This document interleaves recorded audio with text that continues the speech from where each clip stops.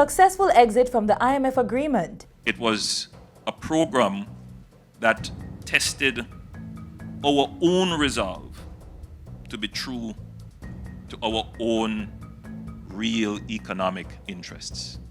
$14 billion stimulus tax package. After almost 20 years of consistent tax increases and no new taxes last year, it is now time to give back. It is the right thing to do. Consecutive economic growth and record-breaking low unemployment. These are just some of the achievements of the Ministry of Finance and the Public Service in 2019. Stick around for the details.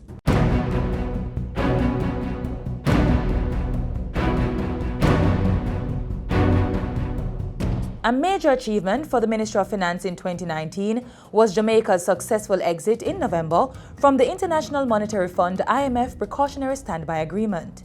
Through the implementation of strict fiscal policies, the country passed all 6 reviews without pulling down any funds from the $1.63 billion made available. We have worked with transparency. We have worked diligently to ensure that we meet all the targets that we have set for ourselves.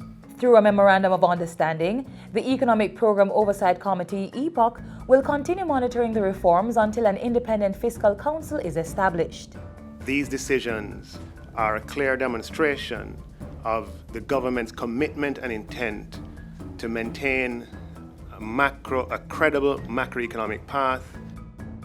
Among the achievements, reducing the rate of debt to gross domestic product, maintaining consecutive quarters of economic growth and low inflation, as well as consumer and business confidence. Unemployment also dropped to a record low of 7.8% in 2019, while employment rose to a high of over 1.2 million, and the workforce population increased to 69.7% of citizens. And we owe it to the Jamaican people to preserve these gains, to build on these gains, even as we work towards addressing other challenges.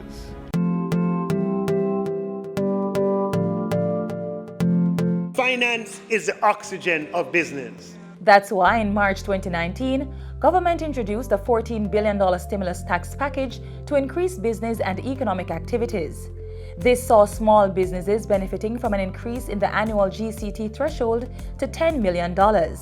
Further tax cuts included doing away with the asset tax payable by non-financial institutions, as well as the minimum business tax payable by all registered companies. In addition, transfer tax on financial instruments was reduced to 2%, while the transfer tax threshold applicable to the estate of deceased persons was increased to $10 million. The ad valorem stamp duties were cut and replaced with a flat rate of $5,000 per document. This will allow for greater mobility of assets, which is consistent with our drive for economic growth. After this massive $14 billion giveback and a budget of $803 billion, the government looked to revenues, grants, and existing taxes to finance the operation of the country. By July, the government had pulled in $202 billion in revenues and grants for the April to July 2019-2020 fiscal period. $50 billion were later added to the budget in the first supplementary estimates. To further stimulate growth among micro, small, and medium-sized enterprises (MSMEs), $1.8 billion was made available for loans. Funds were dispersed through the Ministries of Economic Growth and Finance.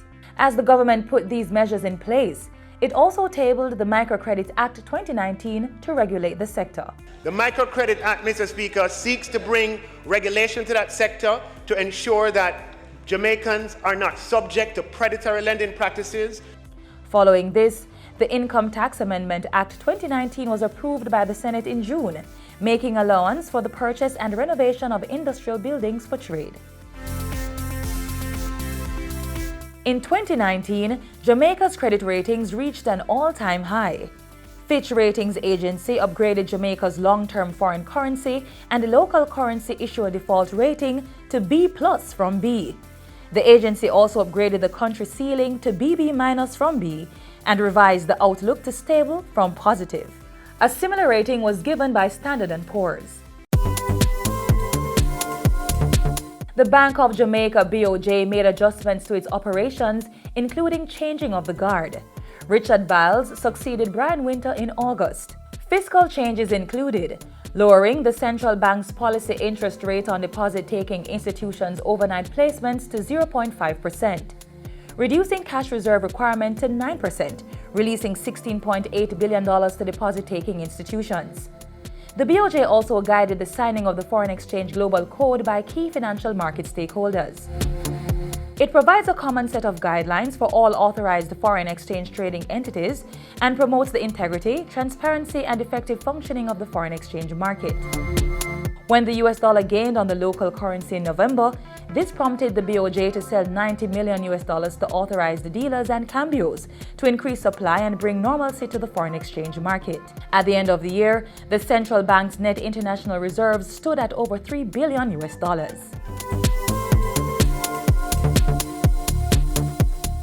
To safeguard economic gains made under the Economic Reform Program, government established a Natural Disaster Contingency Fund and deposited $2 billion Jamaican dollars. Minister Clark moved a resolution to raise the ceiling of the contingency fund from $100 million to $10 billion to provide space for future transfers related to natural disaster risk coverage.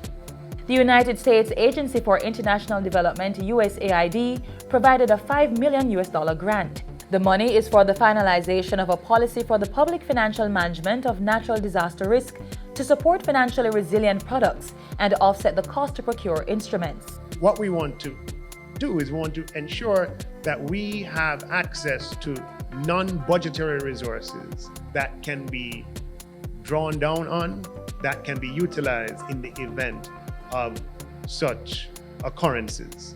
Meanwhile, a $140 million loan was received from the World Bank to strengthen three key economic safeguards. These include building the country's resilience against natural disaster risks, supporting human capital development, and strengthening the social safety net for the most vulnerable.